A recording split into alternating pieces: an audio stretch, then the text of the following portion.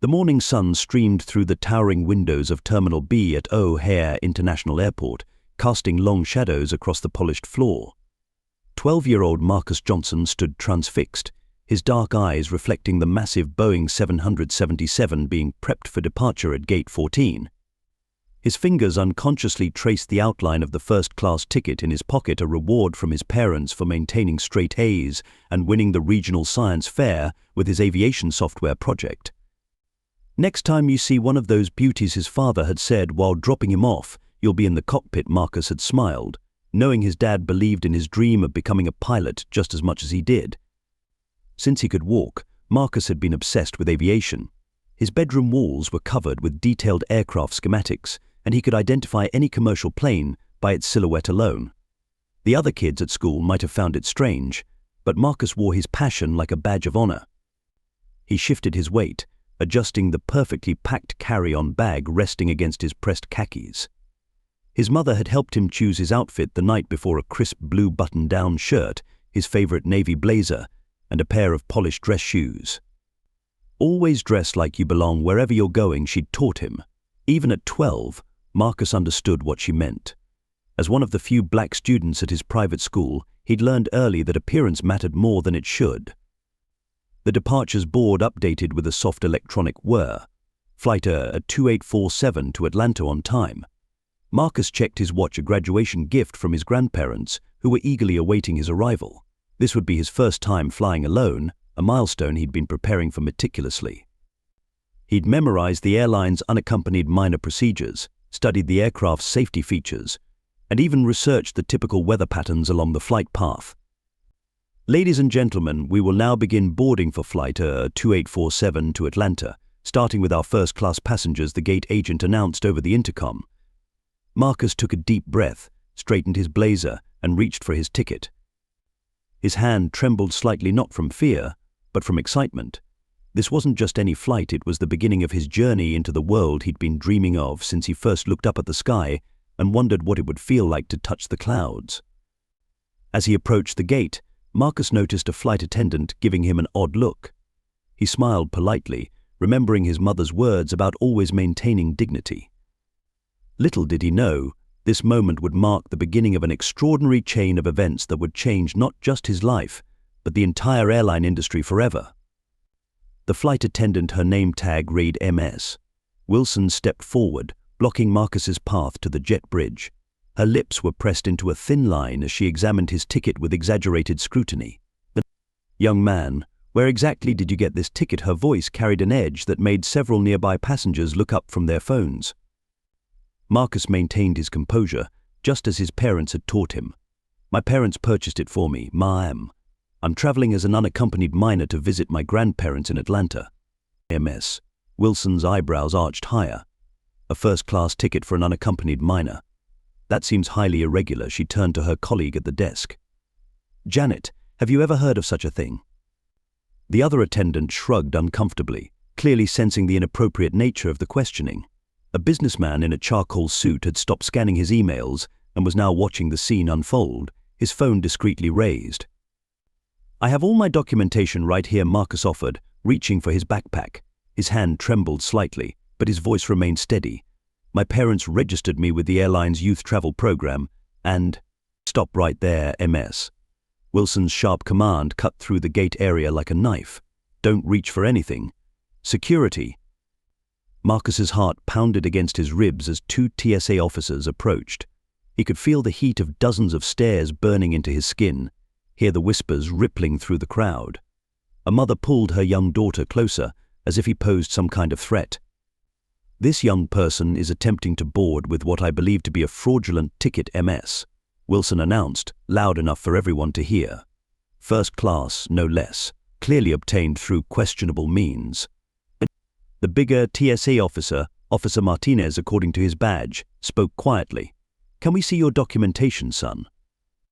Marcus carefully extracted his folder containing everything: his ticket, unaccompanied minor registration, student ID, and the notarized permission letter from his parents. His hands were steady now, despite the humiliation burning in his chest. "Everything appears to be in order," Officer Martinez said after reviewing the documents. But MS. Wilson wasn't finished. Well, I still have concerns about the legitimacy of his presence in first class. Perhaps we should. Excuse me, a new voice interrupted. A tall man in a pilot's uniform had approached. Captain Richards, his nameplate gleamed. Is there a problem here? Captain, I'm simply following protocol for suspicious. I've reviewed his documentation myself, Captain Richards stated firmly. This young man has every right to be on this flight. But the damage was done. The delay had caused them to miss their departure window. The gate agent announced that all passengers would need to deplane and wait for a new aircraft due to a technical issue. As the crowd dispersed, muttering in frustration, MS Wilson's smile held a hint of triumph. I'm sorry, but you'll need to be rebooked on a later flight. For security reasons. Marcus stood there, dignity intact despite the public spectacle. He pulled out his phone and called his father, aware that the businessman was still recording. His voice was clear and controlled. Dad, there's been a situation at the gate. They're not letting me board, and I think you need to know why. In that moment, Marcus felt something shift inside him. This wasn't just about a missed flight or a prejudiced flight attendant. As he watched other passengers board the next available plane without him, some avoiding his eyes while others shot him sympathetic glances, he made a decision. This incident wouldn't break him, it would fuel him. Little did MS Wilson know, her actions that day would set in motion a chain of events that would reshape the entire airline industry. And it would start with the video that was already uploading to social media, captured by that watchful businessman who recognized injustice when he saw it. Back in his family's Chicago home that evening, Marcus sat in his father's study, surrounded by 3 generations of family history.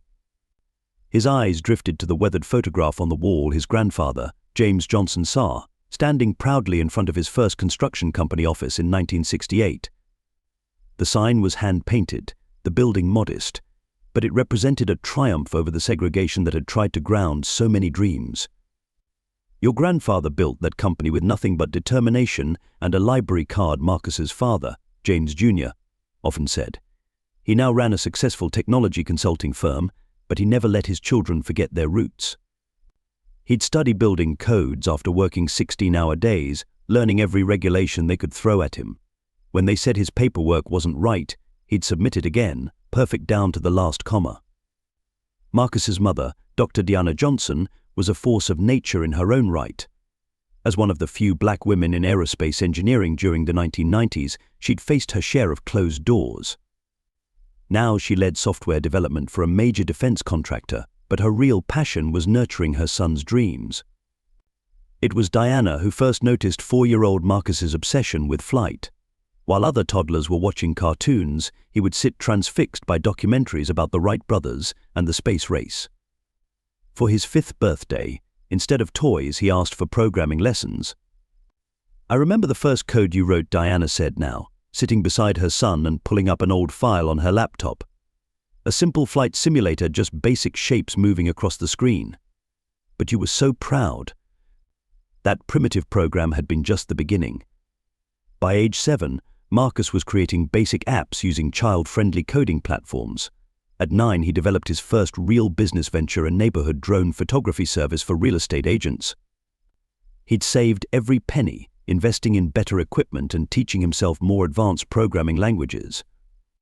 Remember the Valentine's Day flower delivery disaster? His father chuckled, trying to lighten the mood after the day's events. Marcus couldn't help but smile.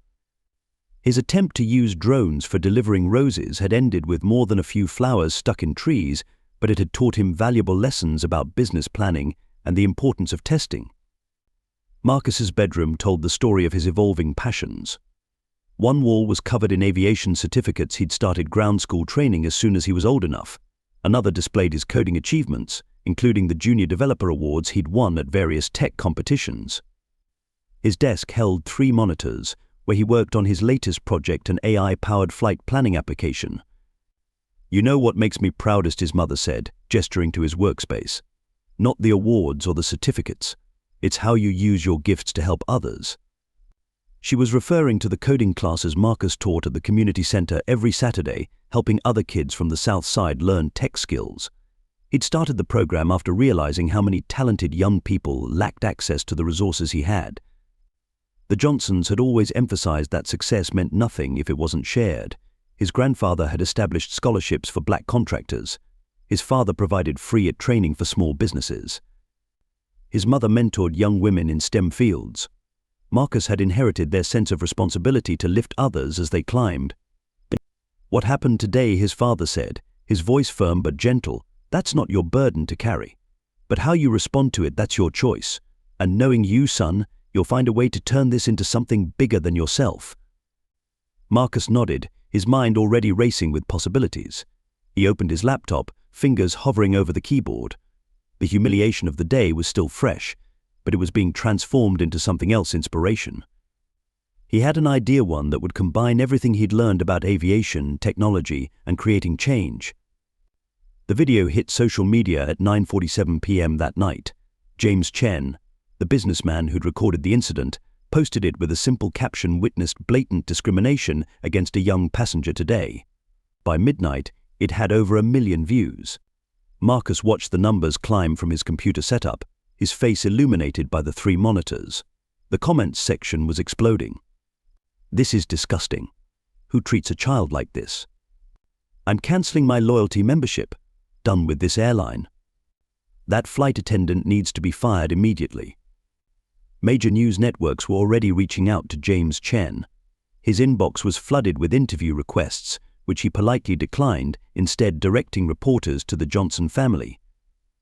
"This isn't my story to tell," he wrote in a follow-up post. "It's about a brilliant young man who deserved better." The airline's initial response came at 8 a.m. the next morning, a bureaucratic statement about following standard security protocols that only fueled the growing outrage.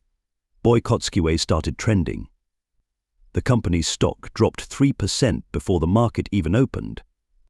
"Marcus, honey," his mother called from downstairs. "CNN is on the phone, and Good Morning America wants you for tomorrow's show." But Marcus was already deep in code, his fingers flying across the keyboard. The media storm had given him an idea, one that went far beyond a single incident of discrimination. "Tell them I'll do the interviews," he called back. "But first, I need you and Dad to look at something." His parents gathered around his desk as he pulled up a prototype interface on his center screen. "I call it FlyRight," he explained, his voice gaining confidence as he scrolled through the mock-ups. "It's not just another booking app, it's a complete overhaul of how airlines interact with passengers." The interface was elegant in its simplicity. Real-time discrimination reporting, AI-powered customer service that could flag problematic patterns, a blockchain-based ticket verification system that would make false accusations of fraud impossible, and most importantly, a transparency rating system for airlines based on their handling of discrimination incidents. "You built all this since yesterday?" his father asked, leaning in closer. "No," Marcus smiled. "I've been working on parts of it for months. The basic framework was my science fair project, but yesterday showed me exactly how to put it all together." The first interview aired that evening. Marcus, poised in his blazer, spoke with a clarity that belied his age. "This isn't about revenge," he told the CNN anchor. "It's about transformation. We can't change history, but we can change the future of air travel." When asked about the flight attendant, MS Wilson, his response went viral in its own right: "I hope she keeps her job, because I want her to be part of the change we're going to make." The airline's CEO, Richard Sterling, made his first public appearance the next morning. His attempt to downplay the incident backfired spectacularly. "While we regret any misunderstanding," he said, mopping his brow under the studio lights, "our employees must remain vigilant about security." The backlash was immediate. Sterling must go started trending. Corporate clients began suspending their contracts. The stock dropped another 7%. But while social media raged, Marcus was building. His mother's aerospace industry connections helped arrange meetings with potential investors. His father's tech network provided access to senior developers who could help scale his prototype. The breakthrough came when James Chen, the businessman who'd recorded the video, turned out to be a partner at a major venture capital firm. "I almost deleted that video 3 times before posting it," he told Marcus during their first meeting. "I kept thinking it wasn't my place to get involved. Now I realize it was exactly my place. And this," he gestured at the FlyRight prototype, "this is exactly what the industry needs." 3 weeks after the incident, Marcus stepped onto a different stage at tech startup conference where he'd been invited to pitch FlyRight. The audience fell silent as this poised 12-year-old launched into his presentation. Every challenge presents a choice, he began. You can let it defeat you, define you, or drive you to create something better. Today, I want to show you how we're going to transform air travel not just for some passengers, but for everyone. As he clicked to his first slide, Marcus caught his parents' proud smiles in the front row. The humiliation of that day at the airport felt distant now, transformed into purpose. He wasn't just responding to discrimination, he was revolutionizing an industry.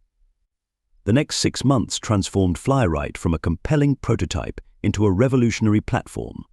Marcus's bedroom became command central, with whiteboards covering every wall and his 3 monitors running continuous code deployments. His mother had insisted on one rule: homework first, then startup work. He managed both with characteristic determination. What makes FlyRight different, Marcus explained to a room full of Silicon Valley investors, his voice steady despite the stakes, is that we're not just solving booking problems, we're rebuilding the entire passenger experience from the ground up.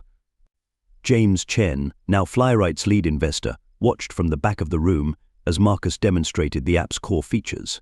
The booking interface was elegant in its simplicity, but the real innovation lay beneath the surface. Every transaction was blockchain verified, making ticket fraud impossible. AI algorithms monitored customer service interactions for signs of bias. A real-time reporting system allowed passengers to document their experiences with immediate escalation of serious incidents. The key is accountability through transparency, Marcus continued, clicking through his presentation. When airlines know they're being monitored and rated on every interaction, behavior changes naturally. The platform's beta test exceeded all expectations.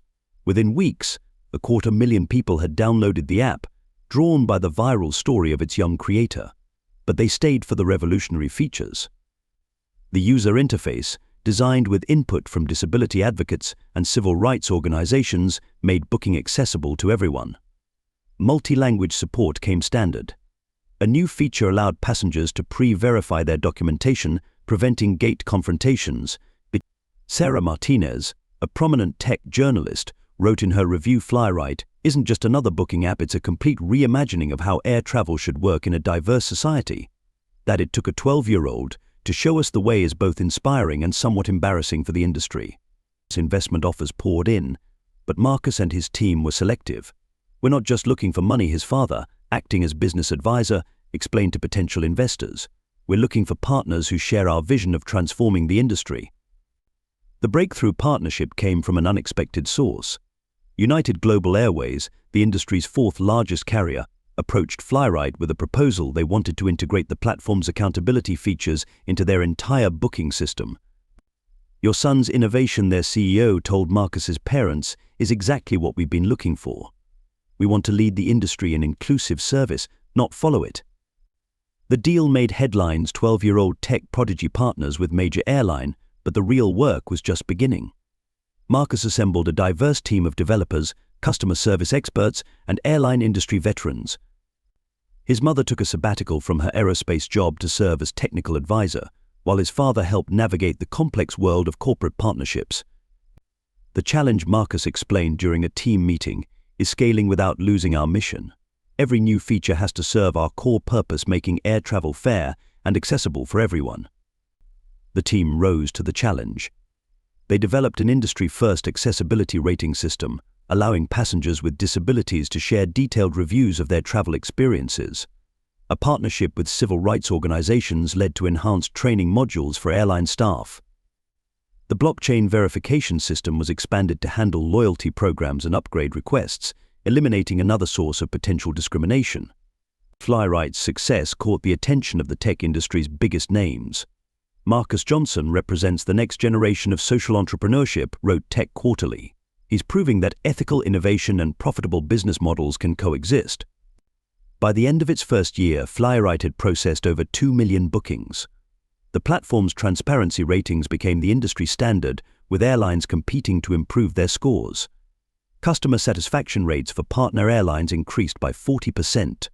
Discrimination complaints dropped by 60%. Marcus celebrated his 13th birthday in FlyRight's new offices, surrounded by his growing team. The space featured a wall of user stories, testimonials from passengers who'd had better travel experiences because of the platform. "These are our real metrics," he told visitors, pointing to the wall. "Not just the numbers, but the lives we're improving." The company's rapid rise attracted attention from traditional players in the airline industry. Some tried to replicate FlyRight's features, but couldn't match the platform's sophisticated accountability systems. Others reached out to explore partnerships. "What makes FlyRight special isn't just the technology," James Chen explained to industry analysts. "It's the authenticity of its mission. Every feature, every line of code comes from a genuine understanding of the problems travelers face." Marcus maintained his focus despite the growing success. He still taught coding classes at the community center, now incorporating real-world examples from FlyRight's development. The company established a scholarship program for young tech entrepreneurs from underserved communities. Every new hire went through cultural competency training developed in partnership with diversity experts. "Success means nothing if it's not shared," Marcus often said, echoing his family's long-held values. "We're not just building a company, we're building a movement for change in an industry that desperately needs it." As FlyRight's influence grew, Marcus never forgot the incident that sparked it all. He kept a framed photo of that first airport terminal on his office wall, a reminder that sometimes the best innovations come from the most challenging moments. 14 months after the airport incident, Skyways Airlines was in trouble. Their stock had plunged 67% since the viral video. Corporate contracts were down 40%. A series of discrimination lawsuits had damaged their reputation beyond quick repair. Industry analysts were predicting bankruptcy within the year. Marcus watched the airline's decline from FlyRight's executive boardroom, now located in a gleaming downtown Chicago office tower. The wall of windows offered a perfect view of planes taking off from O'Hare, including Skyways aircraft, their once proud logo now a symbol of an airline in crisis. "They're ripe for acquisition," James Chen observed, sliding a detailed financial analysis across the conference table. "Their infrastructure is solid, but their leadership has failed to adapt to changing times." Marcus studied the numbers carefully. At 13, he'd become known for his methodical approach to business decisions. "It's not just about buying an airline," he said, looking up from the report. "It's about transforming one." The plan came together over the next month. FlyRight would lead a consortium of investors in acquiring a controlling stake in Skyways. The strategy was ambitious but elegant, used FlyRight's technology and ethical framework to completely rebuild the airline's culture and operations. "You understand what this means?" his father asked during a family dinner. "You'd be taking control of the very company that—" "That's exactly why it needs to be us," Marcus finished. "Who better to fix their problems than someone who experienced them firsthand?" The negotiation team was assembled carefully. Besides James Chen and Marcus's parents, they brought in civil rights attorneys, airline industry veterans, and diversity consultants. Marcus insisted on including representatives from disability rights organizations and cultural advocacy groups, voices that had traditionally been excluded from such corporate dealings. The initial offer was made quietly through back channels. Skyways' board of directors, desperate for a solution to their mounting crisis, agreed to a meeting. The scene in their corporate headquarters was remarkable: a 13-year-old boy in a perfectly tailored suit, surrounded by his expert team, presenting a comprehensive plan to save their airline. "Your company is failing," Marcus began, his voice clear and confident, "not because of market conditions or competition, but because you've lost the trust of your passengers. We can help you earn it back." The presentation was masterful. FlyRight's technology would be integrated across all operations. Every employee would undergo comprehensive retraining. New policies would be implemented to prevent discrimination and ensure accountability. But the airline's entire culture would be rebuilt from the ground up. "This isn't a hostile takeover," Marcus explained. "It's a transformation partnership. But it only works if you're fully committed to change." The negotiations lasted 3 weeks. Skyways' current CEO, Richard Sterling, fought to maintain control, arguing that a teenager couldn't possibly run an airline. But the numbers spoke for themselves: FlyRight's success versus Skyways' decline. The board voted overwhelmingly to accept the offer. The deal was structured carefully. FlyRight's investor consortium would acquire 51% of Skyways shares, with an option to purchase more based on performance metrics. The purchase price was a fraction of what the airline had been worth before its crisis, a testament to how far it had fallen. The press conference announcing the acquisition made international headlines. Teen tech prodigy acquires airline that discriminated against him, but Marcus's statement focused on the future, not the past. Today isn't about revenge. It's about showing that positive change is possible in even the most challenging circumstances. We're not just saving an airline, we're creating a model for how companies can transform themselves for a more inclusive future. The transformation began immediately. FlyRight's technology was integrated across all operations. Every employee, from executives to ground crew, underwent comprehensive retraining. The old corporate hierarchy was dismantled in favor of a more collaborative structure that emphasized accountability at all levels. Most symbolically, Marcus insisted on meeting with Ms. Wilson, the flight attendant from the original incident. She had expected to be fired. Instead, he offered her a new role, helping to develop and lead the airline's reformed customer service training program. Your experience, he told her, makes you the perfect person to teach others what not to do, and more importantly, what to do instead. The business world watched in amazement as Skyways began to transform. The stock price stabilized, then began to climb. Corporate clients started returning. Most importantly, passenger satisfaction scores rose dramatically as the new culture took hold. This isn't just a business success story, wrote the Wall Street Journal. It's a masterclass in turning crisis into opportunity, proof that ethical leadership and profitable business practices can go hand in hand. Standing in his new office in Skyways headquarters, Marcus could see the familiar sight of planes taking off and landing. But now, each aircraft bore the airline's new slogan, developed with input from employees at all levels, flying together, rising higher. The industry that had once humiliated him was now his to reshape, one flight at a time. 2 years after the incident that changed everything, Marcus stood in front of a very different kind of crowd. The newly established Skyways Aviation Academy was hosting its first graduation ceremony, and 30 young faces looked back at him with the same dream he'd had to touch the clouds. When I was kicked off that plane, Marcus began, now a poised 15-year-old CEO, I could have let anger define my path. Instead, it inspired a mission to ensure no one else would face the same barriers I did. The Aviation Academy was just one piece of Skyways' transformation. The airline had become the industry leader in inclusive practices, with its anti-discrimination policies being adopted as a model by carriers worldwide. Every employee, from baggage handlers to board members, went through comprehensive buyers training developed in partnership with civil rights organizations. Ms. Wilson, who had become the face of the airline's transformation, stood at the back of the ceremony hall.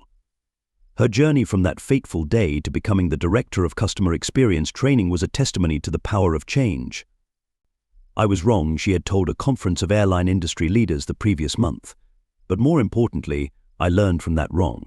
Now I teach others how to recognize their biases before they become barriers. The airline's new Wings for All program provided scholarships and mentoring for underprivileged youth interested in aviation careers. The first class included aspiring pilots, aircraft mechanics, software developers, and airline executives, many from communities that had historically been excluded from the industry. Success isn't just about profits, Marcus explained to a Forbes interviewer. It's about creating lasting change. The numbers backed him up. Skyways' revenue had doubled since the acquisition. Customer satisfaction scores were the highest in the industry. Employee retention had reached record levels. But the most significant changes were the personal stories.